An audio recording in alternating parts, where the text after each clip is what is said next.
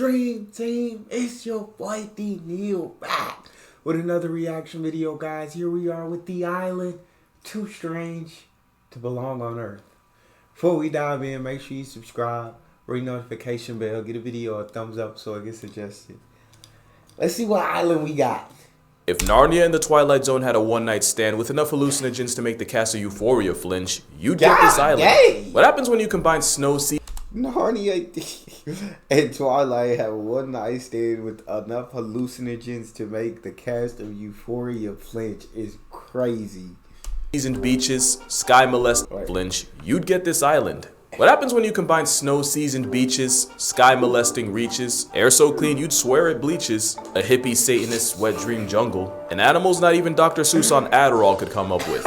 You'd get a place with enough worlds for a Mario side-scroller, all packed into an island the size of West Virginia. Tasmania is like the lesser-known DLC spin-off of Australia. It was originally connected to Australia as part of a polyamorous land situation known as Gondwana, until they divorced and Tasmania moved out on its own. But not without attachment issues, since it's only about 150 miles off the mainland. It's fitting you can't spell Taz without mania, because one day in Australia's draft folder will have you seriously reevaluating your sanity. Everything's just backwards. The seasons are flipped, with summer being December to late February and winter being June to September. And if you want to fall without tripping, you'll have to March 1st. And because of the rain shadow effect in the many mountains of Tasmania, the west half of the island gets 5 times the rain the east does, making the landscape more bipolar than the animal it's known for. Speak of the devil, we'll get to them, and that wombat is definitely not sleeping. Making the animal more bipolar, making it the weather more bipolar than the animal it's named for. Yeah, that's crazy. On one side of the island, get 5 times more rain than the other side of the island is absolutely wild. I love the way he explains this, bro. It's so entertaining. So that's exactly the kind of mind to expect from a land where the toilets flush backwards. In fact, we can start right there. Your introduction to how weird Tasmania can get starts the day you lay cheek on a seat without checking first. That's an easy way to... God, y'all, you gotta prepare me for this, bro. I should have known, but I gotta be prepared, bro. My heart beat regular, God dang. That's a whole. Oh no, see, yeah, Tasmania, like it ain't it. I'm sorry to everybody who live in Tasmania. After watching a minute and a half of this video, to get your tank tickled by a frog in your toilet. It happens so often that it's one of the things Australians just accept as a fact of life. It's like a fairy tale frog trying to be a prince but got confused and went for the wrong lips, but it honestly could be worse. Just think about being the frog. Imagine thinking I'm so sorry, bro. He's so good. A fairy tale frog trying to be a prince but got confused and went for the wrong lips. It's crazy, though. He's dope as heck. I'm not gonna pause it so much. I'm sorry. He's just a water park, but then looking up to an hole, dropping bombs like it's Hiroshima.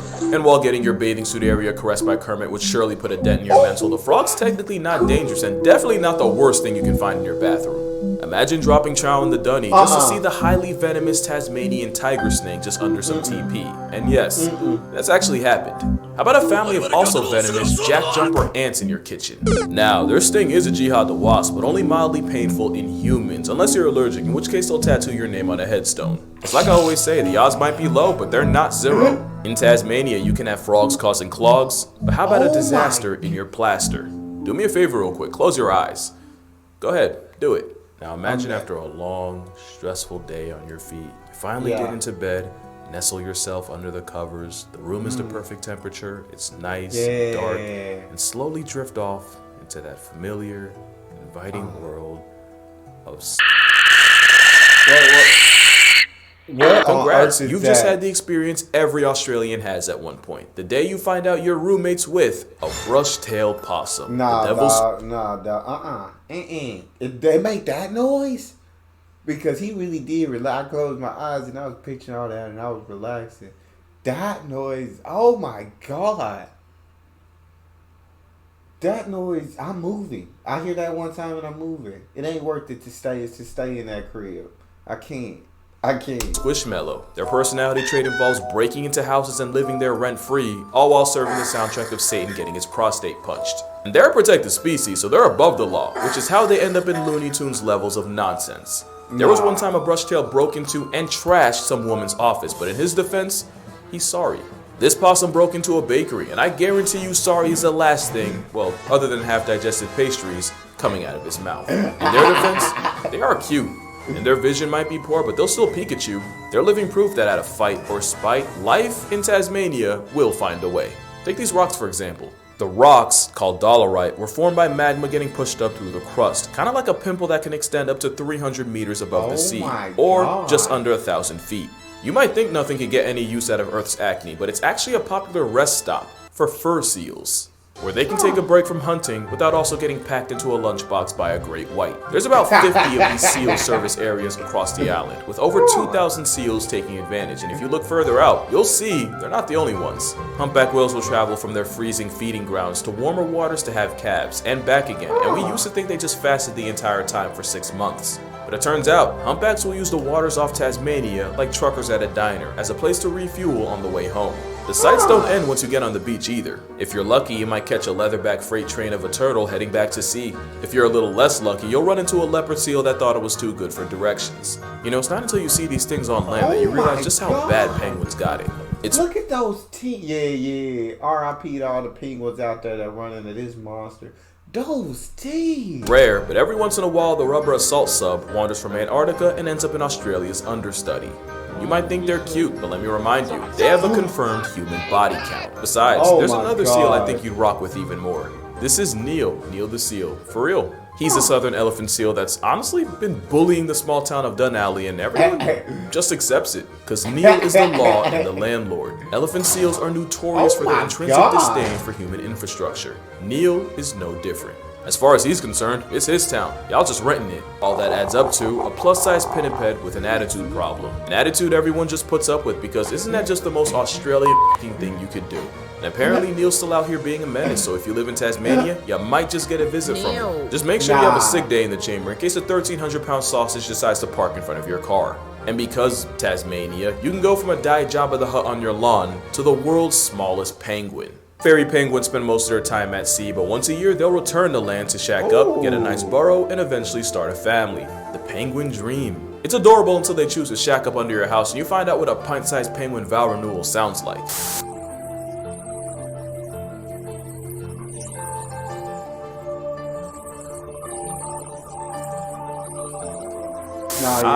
We gotta evict you, big fella. You're evicted. You ain't gotta go home, but you can't stay under my crib, dog.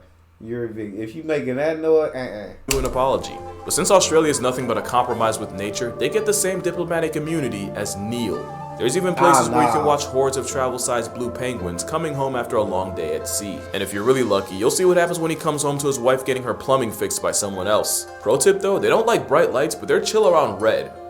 I don't really know why, but them's the rules. Speaking of rules, you've probably heard of island gigantism, where animals become the supersized version of themselves if they've been marooned long enough. Tasmania is no exception. The difference is it led to the biggest tree in the world. This is Eucalyptus regnans. It's one of the few trees with a pyroking, since they can only reproduce by releasing seeds from pods after they've caught on fire. But because of the rain shadow effect and one side of the island getting way more rain than the other, it also means way less fires. So they kinda just keep growing. Not only can they grow taller than the Statue of Liberty at over 300 feet, many of these trees are well over hundreds of years old since that was the last big fire. Some of the oldest can be 500. That's half a millennium of waiting to spread their seed. Talk about getting pushed to the edge. That's how you get these prehistoric, almost alien-looking Jurassic playgrounds dominating the western half of Tasmania. These not only make it one of the biggest temperate rainforests in the world, but Tasmania is one of the few places on Earth with a negative carbon footprint. And I believe it. Just looking at this, I could tell that O2 hit different. But also don't forget, the same island that's just over I swear to God, you can tell. Just looking at it for sure. 150 miles from Australia is also a little over 1,500 miles from the frostbitten loins of the land, Antarctica. So technically it should be no surprise they can also get a good amount of snow, even at the beaches. And maybe it's just me, y'all can let me know, but I had no idea kangaroos could be around the concept of snow. I did not think that was something they had to deal with. But yeah, the forests of Tasmania are definitely something out of a fever dream. Stevie Wonder could walk through it and see that. Mostly because you don't even need to see. The soundtrack of the Apple Isle is trippy enough. Like the kookaburra, the bird who carried the careers of sound engineers by being the stock voice of the jungle. And if you've ever watched Flipper or that one time SpongeBob tested the FCC, both of those were just a sped up, cracked out call of the kookaburra. Also, they're not even native to Tasmania, but were brought in to violate snakes. So were lyrebirds, except they were brought in for their own good. And lyrebirds are able to mimic anything around them, and not just other birds. That's so dope. There was a lyrebird named Chook who Lyrebirds are literally so lit. Like, I watch videos on lyrebirds, and they're so awesome. I can't say enough great things about them. lived in the Adelaide Zoo while a new exhibit was being built. So guess what he did?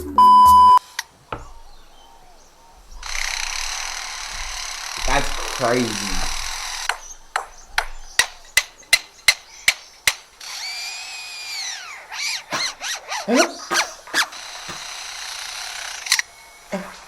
And here you have a lyrebird. When I tell you they're legit some of the most awesome animals on earth, like, that is so dope. That's so fire. Imitating a child. And while cosplaying as a chainsaw is cool, the gaslight potential is too outrageous to not be acknowledged. There's other birds too. You probably know this as a carnage happy hell tweety and a literal black Air Force. But Tasmanian magpies don't swoop, and neither I nor science have any idea why. Also, I don't know what I thought a goth canary sounded like, but it certainly wasn't this. I'm as confused as you. If you look up into the trees, you might find the eye-catching Tasmanian rosella, or the tawny frogmouth, which is quite literally the opposite. Truly a muppet of a bird, but it's the muppet Tasmania deserves. And then you have the nightjar. A little known fact about them is they actually have an even smaller Siamese twin of a bird right by where their beak's supposed to be. And now you'll never be able to see. But that's not even close. That's legit crazy. To the weirdest animal in Tasmania. That would have to be, yep, we've entered the platypus portion of the video. It would take a whole nother video to describe all the ways this identity crisis is a middle finger to the natural order, so here's some highlights. They have no nipples, so they sweat milk. They have no teeth, so they chew with rocks. They have no stomach, it goes straight down their gullet. They swim blind and deaf and use electrical impulses like sharks to find prey, because of course they do.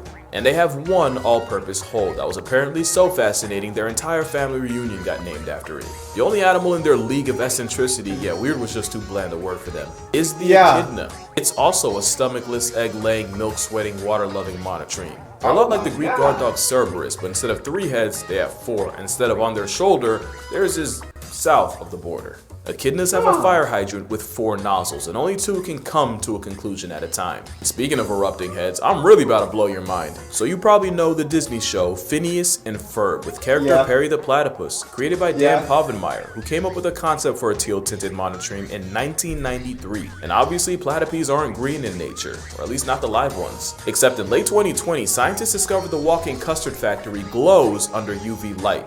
Take a wild guess what color. Yeah, this goes right at the top. Their quadrupede cousins glow too. In fact, we found out that a lot, if not most, Australian mammals show out under ultraviolet. And yeah, if anyone has a reason other than that's just Australia, I would love to hear it. And if you thought it couldn't get a reason other than that's just Australia, that's the #1 reason to explain a lot of their wildlife. That's just Australia. Weirder, 1, you're not giving Tasmania nearly enough credit, and 2, there's an animal here that catches bodies and uses light to do it. This underground light show is a cave full of glowworms. They're not worms, but the larvae of a type of gnat that uses bioluminescence to lure insects in, and a thread hanging from the cave ceiling to trap them. Straight out of the page of the anglerfish playbook. Once a victim flies too close to the sun, the larva pulls them up to revoke their existence. Sea sparkles are a lot less dramatic, and these are caused by bioluminescent plankton that, like Skechers, light up when disturbed. I actually went to a bioluminescent bay in the Cayman Islands, and even though it means swimming in a microscopic mosh pit, it's definitely a trippy ride everyone should experience at least once. But it has nothing on Aurora Australis. Now, I could give you the scientific explanation that the lights come from charged particles from the sun hitting atoms in the atmosphere, getting them more riled up than a fan getting an athlete's sweat sleeve, and releasing energy in the form of light. It is honestly easier to say, of course an island stormed off its gourd would have a sky on shrooms. Which is actually close to the other thing Tasmania is famous for. Tasmania is the world's leading producer of the building blocks for opiates and supplies half of Earth's ingredients for morphine, fentanyl, and everything else in the average episode of Euphoria. In 2009, mysterious crop circles appearing in fields had farmers all forms of befuddled, until they realized it was just wallabies downing poppy plants, getting more cooked than the ops of Sweeney Todd, and hopping around in circles until eventually passing out. There were respected members of the scientific community that said it was aliens. Whole time it was an economy-sized kangaroo cockatoo eating enough product to have Horton hearing a who, what, and a how. Cockatoos get lit off it too, but at least with them, they're only feeding after the seeds and not just getting higher than their wings can take them. But wallabies walling out is a problem for one very crucial reason. Tasmania is also the roadkill capital of the world. It's said that 32 auto-assisted census subtractions occur every hour. And since wombats are walking cinder blocks with a rear end of retribution, they have the potential to drive a literal wedge between your car and the road. Walking cinder blocks with the rear end of retribution. Leading the world in furry four-wheeled flatlines is bad for them, but great for one animal. This wombat's in a nightmare, but he's not dreaming, because Tasmanian devils will live up to their name by feeding on carcasses from the inside out, to the point where they'll have a food coma while bowels deep in the dead and decaying. And at the size of a small dog, devils have the most damaging bite relative to body size of any mammal. Clearly Brushtails took voice coaching from them, since they literally got their name from settlers touching down on Tasmania and hearing what a devil dinner party sounds like. But they're pretty well known, unlike their close cousin the quoll. I don't know how they fly under the radar, because where devils are mostly scavengers, quolls mostly eat what they kill. And considering there have been over 100 cases of quolls feeding on human remains, 111 to be exact, that devil title looking real fraudulent. Quolls also have an alternate black morph, proving that any animal with an Oreo colorway lives on demon timing. The Tasmanian devil's biggest op is their own kind. They're so bite happy that it's a big reason for the spread of devil facial tumor disease. And considering biting's basically foreplay to them, it's like an STD that's done an absolute number on their population, and there's a real fear it can cause them to go the way of the thylacine. The thylacine's been called the Tasmanian tiger or the Tasmanian. Look how wide that mouth is insane. Wolf, but it's actually the other dominant predatory marsupial, and one of the few times an animal got gaslit into extinction. Bounties were put on their heads, and not only were people saying thylacines were murking 50,000 sheep a year in a place that didn't have more than 40k max, later evidence says that their jaws might have been too weak to even murk a sheep. To be fair, if that's true, nature set them up. And in 1936, the last known thylacine named Benjamin died in the Hobart Zoo, almost fittingly enough after being locked out of his sleeping area and the bipolar Tasman weather finished him off. But from everything we've learned about Tasmania, you knew they weren't gonna let that slide. Since 2005, devil diehards have been creating insurance populations of those without the disease, and even established an inaugural class of imps on the nearby Maria Island. There have also been efforts to create a vaccine to save the mascot of Tassie, and as of 2023, it's officially been approved for testing. And after a 3,000-year devil absence, Tasmanian devils were born on the Australian mainland after 44 of them were drafted in 2011 to a breeding program for the Aussie Ark Devil Project, which definitely sounds like a cult. You even got dogs working as wingmen for the devils by smelling when a female's ready to mate, date, and procreate so they can get her set up with a male. Since then, about 500 joeys have joined the devil database, and they might not be the only ones making a comeback. There's a good number of people that believe that the thylacine is still out there, and with a lot of the Tasman wilderness being straight up inaccessible to most people, maybe the tiger of Tasmania is still out there in the shadows. And honestly, staying low-key is probably their best move. But that's really Tasmania as a whole. How such a medley of mind-f***ery and generational balderdash can be so underrated is beyond me. But if I've learned anything about Tasmanians, that's exactly how they want it. But that's gonna do it for this video that was actually inspired by this animation by Felix Colgrave. I'm not gonna spoil too much, but it basically shows you what a day in the Tasman wilderness might look like. I'm gonna put a link in the description. Definitely go check that out. Friendly reminder that I am selling calendars. Link will also be down below. Drink water, hug your parents. If you see a thylacine for their own good, no you didn't. And I'ma see y'all in the next one. For their own good, no you did it. That was such a dope video. Devil's got my pack of lint.